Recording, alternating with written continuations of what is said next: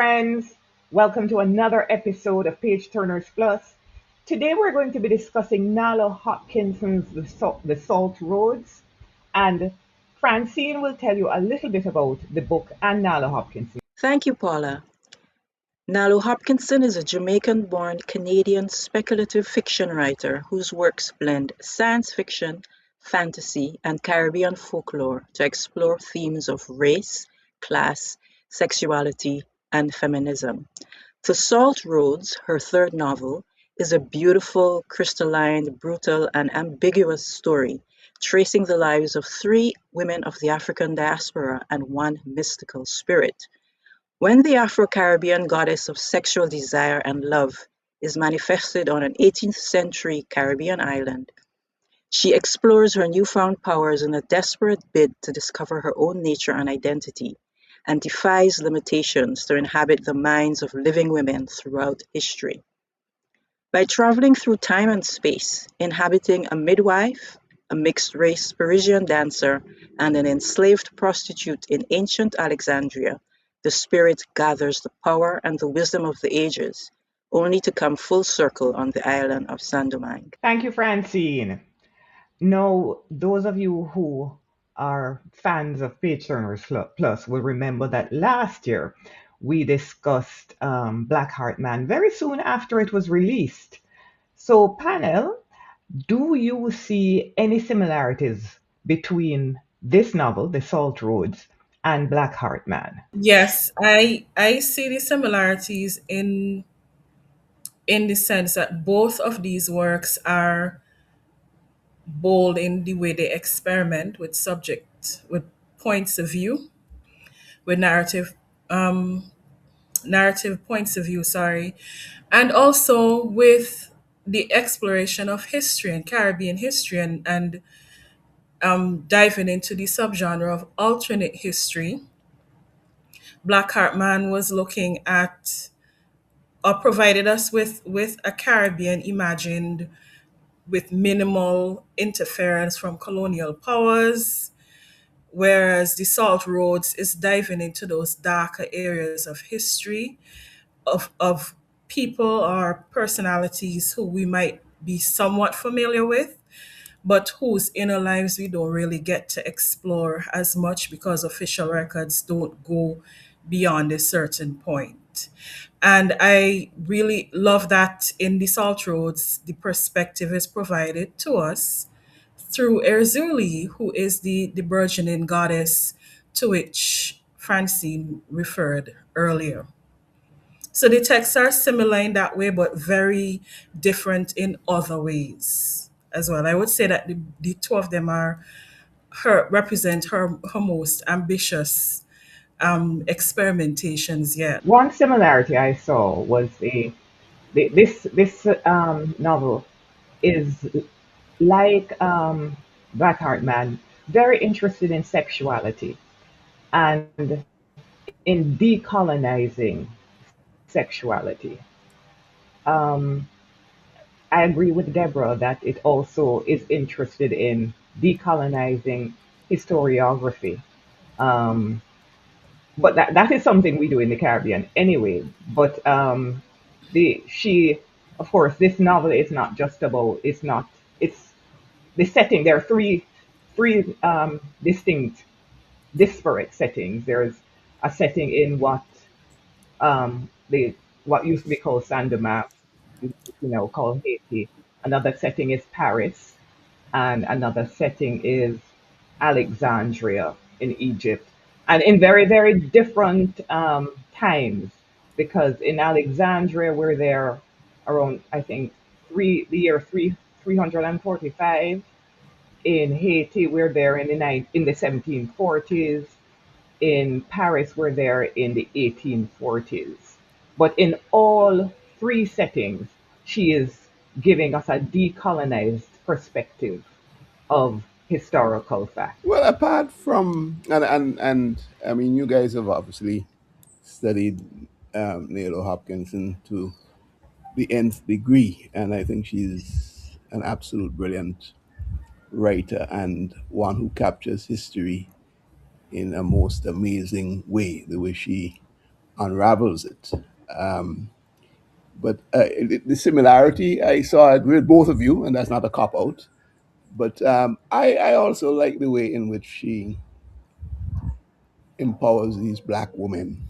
Um, they are very strong characters, very deep, multi-layered characters, which I got from both novels, and that's clearly her style, I suppose, or her strength. But I couldn't help but notice the link um, in terms of the answer to your question about similarities. I don't have much to add. I agree with everything you've all said.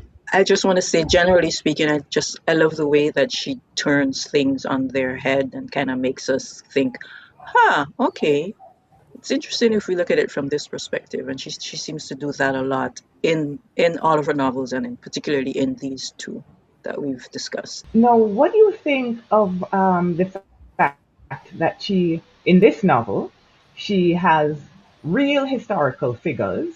How did that impact the way you engaged with this novel? One of the things that drew me to this novel was the character of Jean Duval, because I have an interest in, in how Black people navigated the Western world, uh, or in well, in it earlier than are we generally are taught that, to think of Black people in this part of the world.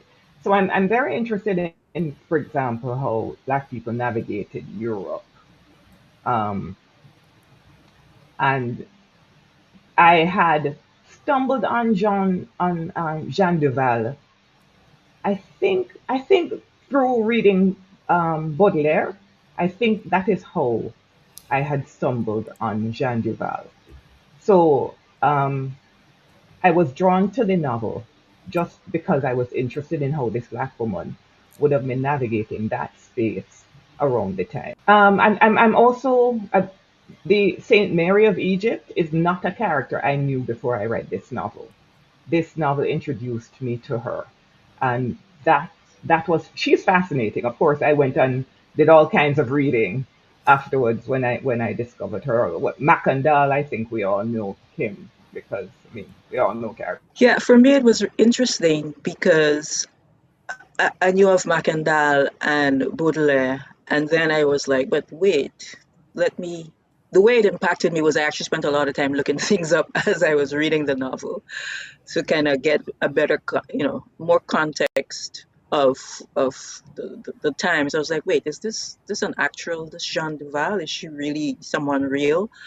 And I really appreciate the way that, like I said, Nalo Hopkinson has us questioning things that we might have believed before. Like you said, Paula, like how people of color, how Black people navigate life. Because, people think that, in fact, Black people did not exist in these worlds. And here Nalo Hopkinson is showing us, like so many people don't realize that Dumas is Black, for example. And you hear people saying things like, when Bridgerton came out the first time, they're like, oh, but that's so unrealistic because there are no Black people. And.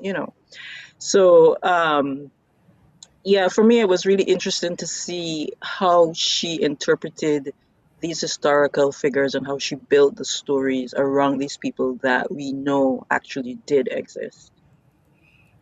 Yeah, and I am I think my Venn diagram would overlap with both Paula and Francine, because I was aware of Macandal.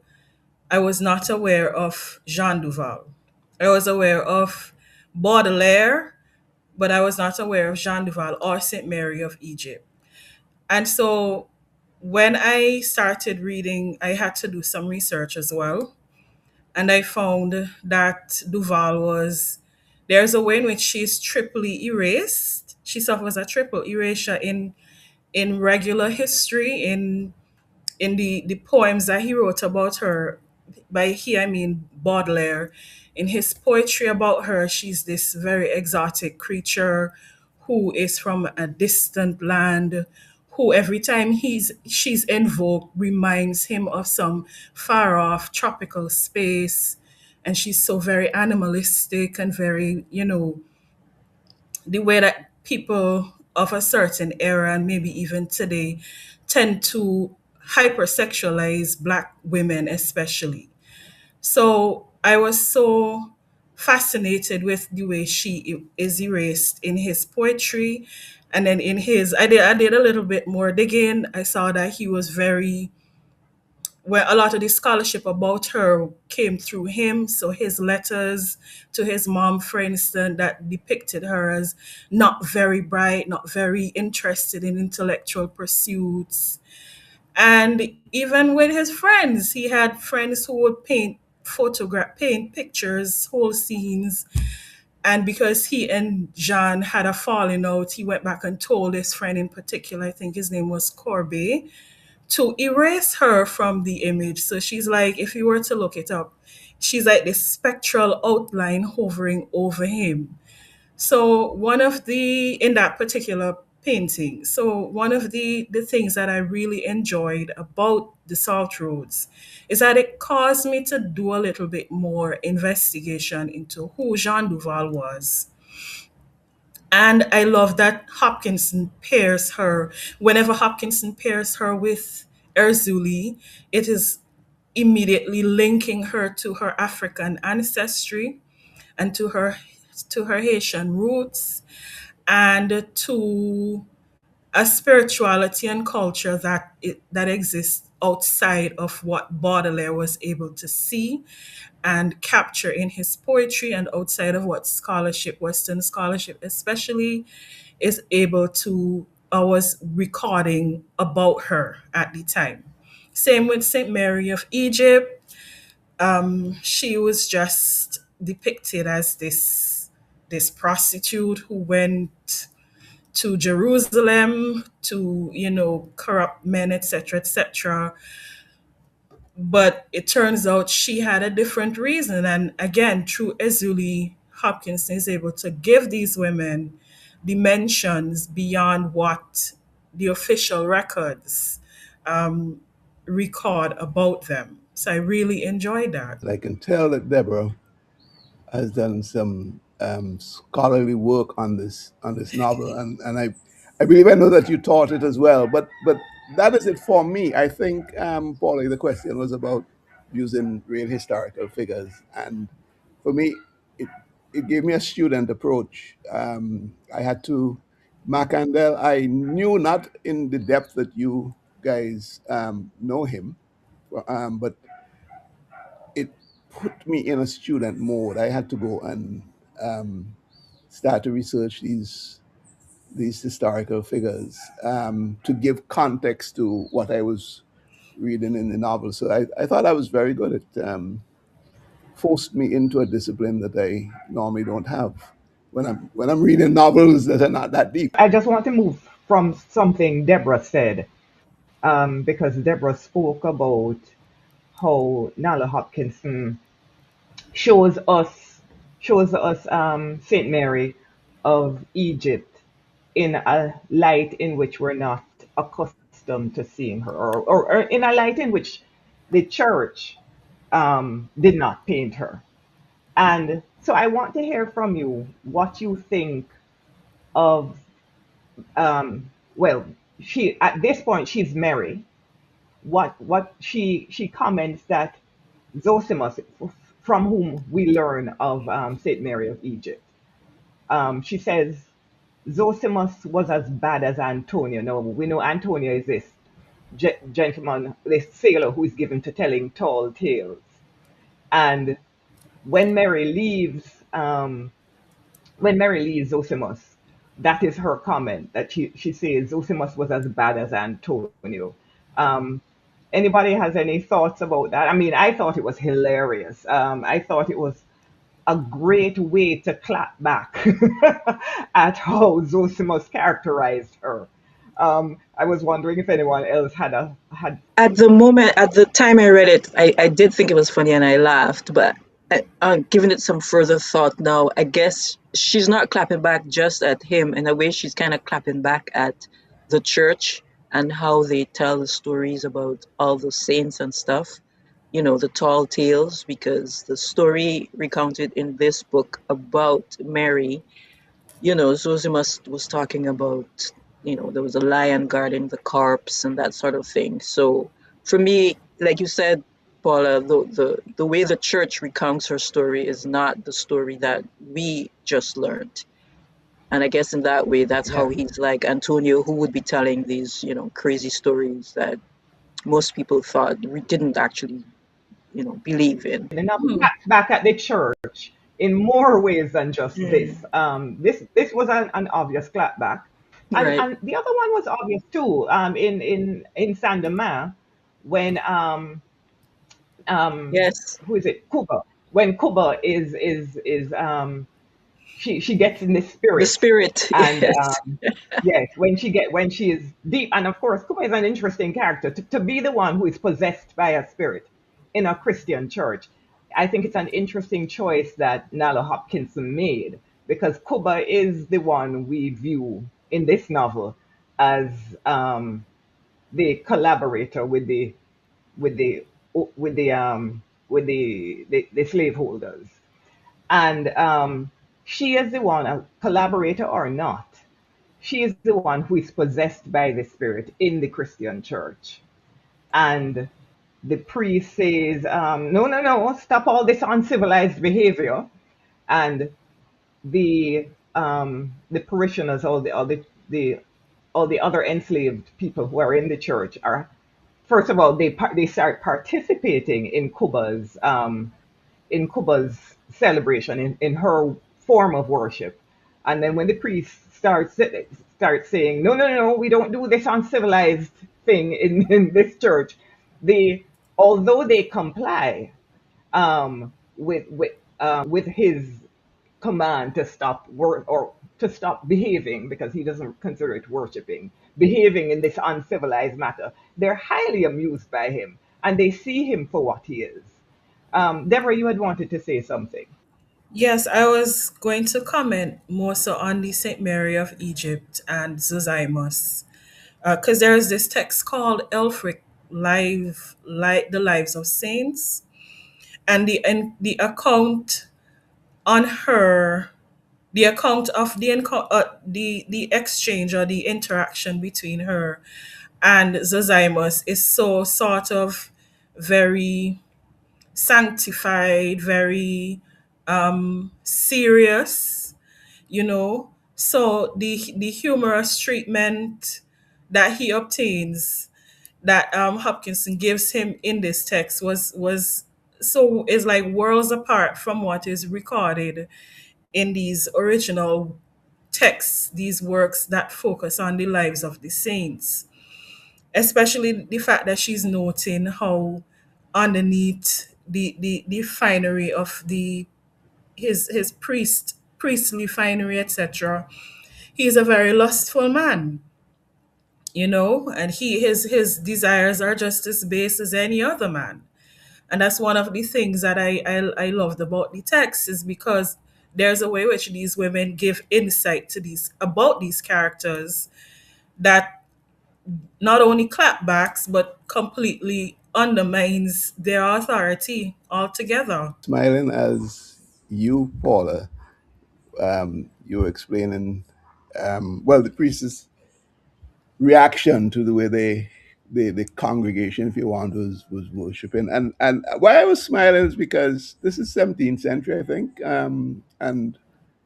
and just recently, in the Anglican Church here, a priest name I won't mention, but he could have easily been transported back to that time because of the same way in which he wanted to control the expressions of the congregation, us all being black in our DNA, and our expression cannot be suppressed. But this is not old story, Paula. This is continuing. The Roman It was Catholics, impactful for me. The scene was yeah, impactful for me because I have literally seen it. I have yeah, yeah, yeah. literally seen that. And this Yeah. is the point. This is the point. It's. I've seen it with my own eyes too. Um, so I was laughing at that, and I was laughing at Deborah when she was talking about underneath the refinements of the priest, the guy was a very lustful man. But Deborah, has anything changed? So, and this is why I think No, these Tony, novels are nothing has really, changed. and this is why I think these novels Absolutely are nothing has really changed. brilliant, because the thread, the historic thread, almost shows that there's just a different time, but no break, and I just find that so amazing and interesting. Let me go in a little bit of a different direction now. This is a description of Macandal in the novel. Shadows jittered on his features, making them change, angelic one minute, the very Christian devil the next.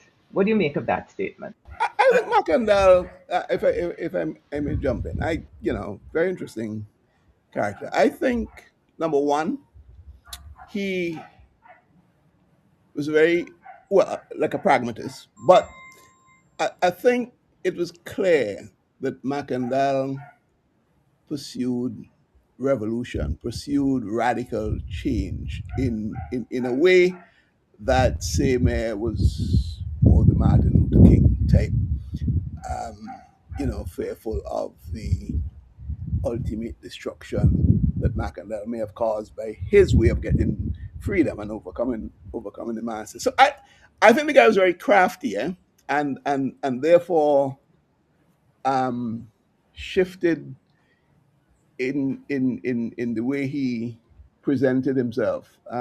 So I think that was more what I make of it was a guy who was just a pragmatist.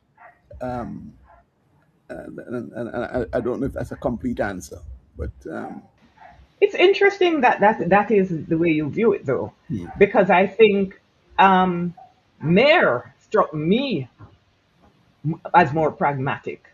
Mayer's Mayer's version of resistance is survival. Mayer sees survival as resistance. So she's fearful of Macandal's his confrontation. She's fearful of the direct confrontation because Mary's perspective is if we all die, what is the point of the revolution? We absolutely don't win the revolution if we all die. yes, Um, yes. and But I think go ahead, no, go Tony. ahead, go ahead. No, no, it's the Malcolm X Martin Luther King thing that is playing out Yeah, in my kind of, head. sort of, Yeah, right. kind of, sort of. But I Yeah. think that I think Nalo Hopkinson. I think what she's interested, and I don't know, I could be wrong, but I think what interests Nalo Hopkinson in showing us Mayer and Macandal side by side is that both of them are revolutionaries. Um, they have different approaches to revolution, but they are they have the same objective. Um, so I do appreciate what you say about the Malcolm X Martin Luther King because it is a fair comparison. And also, Um, I think, Paul, if I may, I think, and I'm going to take the risk with three women on the panel. I think Oh boy. May's idea of achieving that objective, and you're right. It's she has survival as center and to the forefront. But that is very much a female instinct, the survival of the species, the continuity is a female, and I don't know if Nala was tapping into that as well, right? So you're gonna have a more measured approach. I call it a measured approach, whereas Macandal was, look, cut through the chase. We're wasting time here. We're turning the other cheek. We're too much of that, right? So it comes across as being more reckless, which I guess you may want to say men tend to be. Um, so I'm just going to throw that in there at the risk of my head being chewed off by the three women on the panel. I think too. Well, I'm not gonna. I'm not quite sure how to respond to the idea of a masculine versus feminine approach to resistance. I will say that there's a spiritual dimension to the conflict between Mer and Macandal, whereas one is more aligned with the will of the gods, so to speak, and another finds, the other being in Macandal in this case, finds himself out of alignment with the will of the gods, which suggests to me that beyond anything else, that his plot was bound to fail because he is not being as what is the word? He's not being as observant of the practices of his religion, of the people, of the spiritual beliefs of the people he wants to represent or wants to liberate. So there's a way in which Hopkinson is suggesting to me that revolution requires being grounded with the people, and not feeling that you could perhaps decide for the people or tell the people what they should want or how they should go about being liberated. McCandle did not hesitate to deploy violence against people who he felt did not align with his project or his method. More, on the other hand, is the healer. More is more in line with what the gods wanted. She listened to the gods spoke to her. McCandle at one point complains that his gods don't even speak to him anymore. Why did they choose her over him? So there's a way in which his project for liberation is not in alignment with the spiritual, with the spiritual well-being of the people. And there's a level of hubris there as well, feeling that he could rise above what is expected of him as a subject of the land of Guinean, of the Guinean, as opposed to, focusing on ensuring the survival of the people that he wants to lead on this road to liberation. Was he kind of carried away with the extra powers that he had? Well, certainly a man who could appear in many forms must have felt to be almost like a god himself. But you know, I'm listening to you, listening to Paula expound on this particular question, and I think this was the center of the book for me. The juxtaposition in, or certainly one of the main features is sort of the juxtaposition of Macandel and May.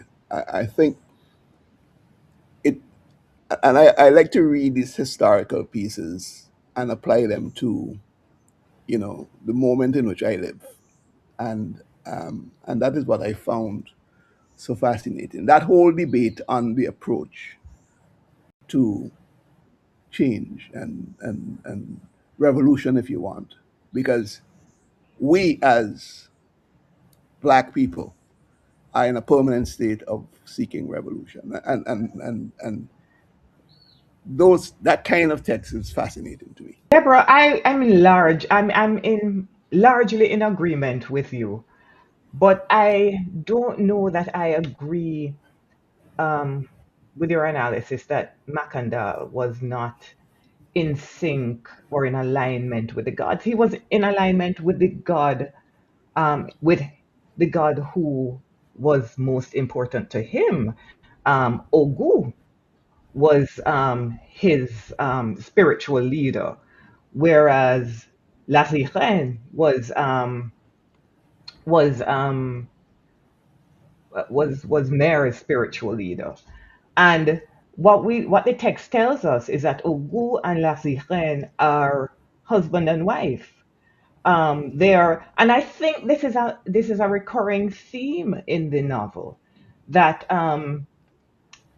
La Sirène's approach to revolution must exist at the same time, or does and will inevitably exist at the same time as Ogun's more aggressive form of approaching it. So yeah, I'm in large agreement with you, but I don't. I Mare is Mare is more conservative. Um, so she wants strict obedience to the traditional values. Um, Makandal is willing to take chances because his god figurehead is Ogu, who is the god of fire and war and all of that. But yeah, but otherwise, I agree with you. All right, so this is a novel which tells us three separate stories. We've said it but, already. It tells us three separate stories.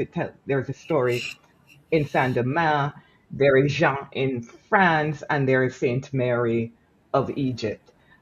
Which of the stories interested you most, and could you tell us why? All right, the story that I could tell you what interested me most, it was Saint Mary of Egypt. I think maybe because I didn't know her before I met her in this novel.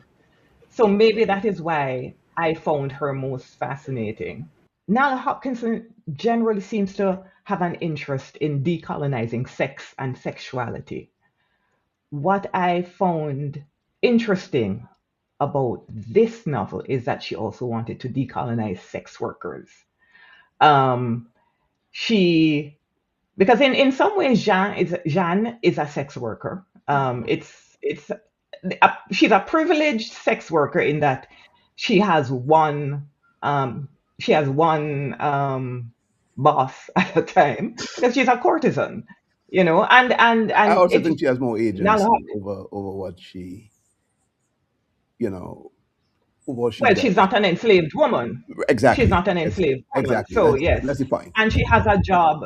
When we meet her, she has a job outside of Baudelaire. So she does Right. have some income, but she needs Baudelaire. She absolutely needs Baudelaire. And what's fascinating too is how Nala Hopkinson shows us how complex that relationship is. Because Deborah had addressed before how Baudelaire objectified her, but Nalo Hopkinson shows us that this was a love relationship. These two people loved each other. It wasn't a healthy relationship, but there was lots of love there.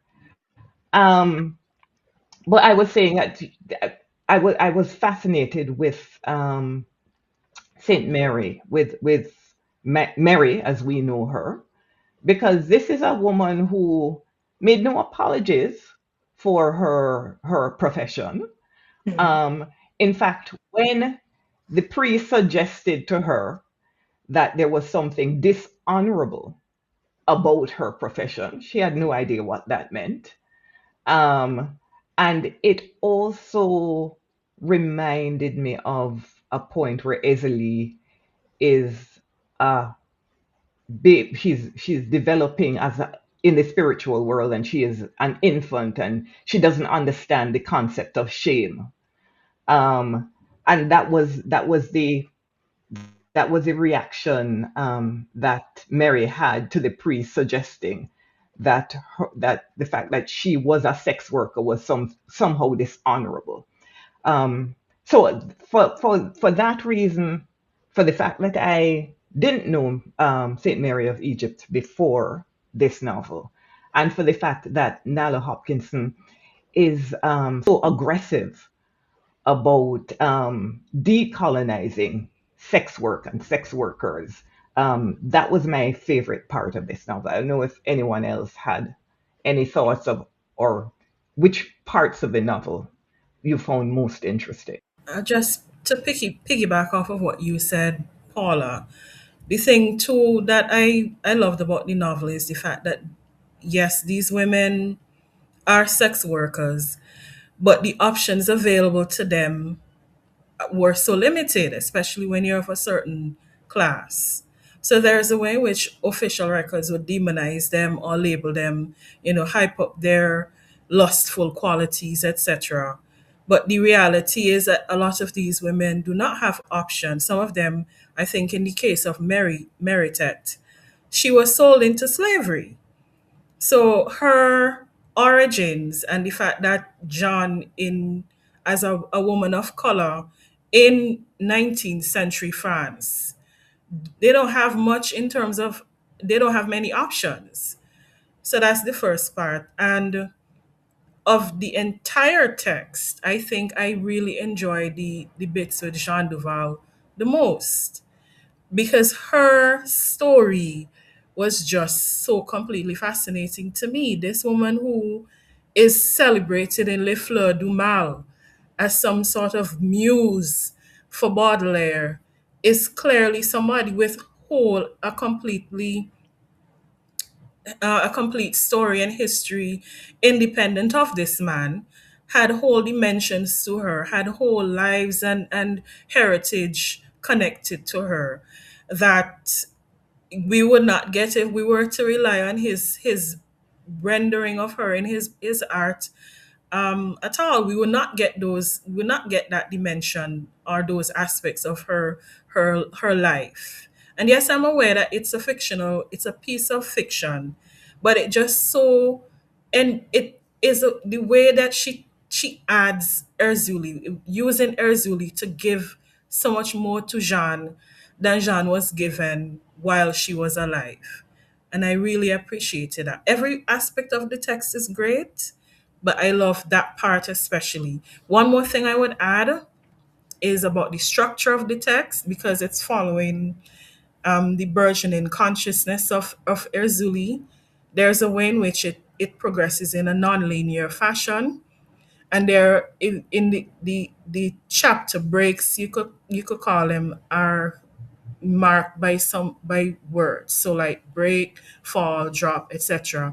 And then there's a part in the text where they all come together and remind me of, and this might be a stretch, but that's just my opinion, remind me of something from Kamal Brathwaite and the way he experiments with poetry and different structures, the way he experiments with the structures in his poetry. So that's just how I that's those are my feelings on the text, the structure and the characterization. Yeah, I there was a like point. There was one point when she became poetic, where the novel read to me like light poetry. Yeah, I simply like the way that the three women that you said were put, if in fact they were portrayed as sex workers. I liked the little variations in their conditions, and therefore the levels of agency that each had. Right. So some were and we didn't mention Georgine, is how you pronounce her name, who's also introduced at a very early stage, um, and almost had no agency at all, right, compared to Jean. So I kind of found that interesting, moving from one condition to the next and seeing how circumstances can determine how a you are perceived, and b how you approach your survival quest, right? So I found that was very good. In terms of favorite parts of the book, I go back to that juxtaposition of Macandal and May, because I like the revolutionary theme in the novel, which was running, you know, right underneath it, and that certainly grabbed me and had more of my focus. But overall, this is a brilliant piece of work, probably above my head, and perhaps Paula and Deborah can sit me down and counsel me at some stage and give me more insight, Francine. Yeah, but yeah, it really was not a. I didn't think it was a simple read. Okay, but an enjoyable novel. For me, I think the story I enjoyed the most was Mary. I think partly because, interestingly enough, the way she wrote it was that section, even though it was actually set at the oldest point of the story, was written in the more modern way I found, and so I kind of enjoyed the way that she's told that story. What the interaction between Mary and the other prostitutes, etc., etc. But I think the story of Jeanne Duval is probably the one that interested me the most, probably because I live in France, so anything that's set in France immediately draws my interest, and it's always interesting to learn about these bits of history of the country that I currently live in that I wasn't aware of before. Of course, I knew, Baudelaire. We all know about Baudelaire, but Jean Duval, that's new to me. So I have a new rabbit hole to go down and a topic to bring up at parties with all the French people. Okay. Well, I'm going to ask this question, and I'm going to mute myself because I don't know how to answer it. What are the salt roads? Paul, if you don't know how to answer it, then what chance do I have? Simply, I think they're the parts of the woman's. I don't want to say suffering, but it's like almost the salt in their tears, in the blood, in the. Am I digging too deep or reaching too abstractly? I don't know, but road suggests to me, a life's path, um, and the salt, the significance of the salt is almost the sweat, the tears, the blood. Yeah, um, that's my most intellectual offering. So that is a question that I thought I kept coming back to. What are the salt rules while I was reading the book? And of course, I did a little bit of research. The actual literal salt words are actually the the roots that salt was actually used that were used to take salt to places where salt was needed. How that relates to the story, we can all imagine, I guess. Like Tony said, what is the salt in this story? Is it Yeah. So I is it saw the metaphor. freedom? I saw Is the it You're metaphor. right? Yeah. It's definite. Yeah, for me, it's definitely a metaphor of what what is being brought to these women that they need is it being brought to them through Erzuli? I don't know. What do you guys think? I want to It's hear the from Deborah. She's spirit. taught this book. Right. It's the spiritual ether. It's the spiritual pathways from the connecting the past, the future, the present between these women. It's the spiritual ether. Those the spiritual pathways. That's how Ezuli develops, Mm. and that's her route, or the salt roads are her means of connecting these women. Her Not just to connect them, but also for her own development, spiritual pathways. So Tony was saying just now it was a metaphor. It is metaphorical in the sense that it speaks to a spiritual connectivity, a shared history, a shared conflict, a shared struggle. Sorry, is a better word. Between women across different eras and across different continents. The spiritual pathways that connects us all. So what was the And significance of there's a part in the text. Sorry, Paul. There's a part in the text where I'm trying to remember the idea of not eating salt or not eating fresh. Um, I don't know if you all That's right. remembers Yes. that. Um, that is that, but that we that does that that connect at all that to this question? that that is something that is that this is not only in this novel that I've seen this. And um all right, Rastafarians don't eat salt, right? Because salt makes us impure. And actually, it's a really good idea to not eat salt. We all know that. Um, but you will know in this novel, Mare says we must eat salt because when we don't eat salt, we are trying to be like the gods. Salt binds us to the earth. Um, so there is that. But this is not the only Caribbean novel I've seen this whole play with salt and the significance of salt and salt binding us to the earth, because that comes out of the folklore, that comes out of our the how we view our relationship with the spirit world and with the earth and all of that. And we are out of time, but I think Deborah answered the last question I had wanted to I ask, was about to say, um, Paul, about I wanted fear. No, give me a second. to say Deborah's answer was very comprehensive and brilliant. Yes, go ahead. I had wanted to ask this question about whether anyone has any theories about what binds the three stories together, but I think Deborah answered it. So perhaps we can, perhaps we can end on this note.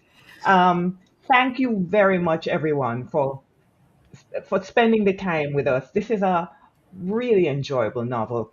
Tony is right. This is not the kind of novel you're going to be able to overstand in one reading. I think this is the kind of novel that requires minimum two readings, because even though the three stories are pretty simple in and of themselves, Nalo Hopkinson, in many ways it's a revolutionary novel. So to overstand it, I think you need to read it more than once. Thanks for joining us, and we'll see you next time.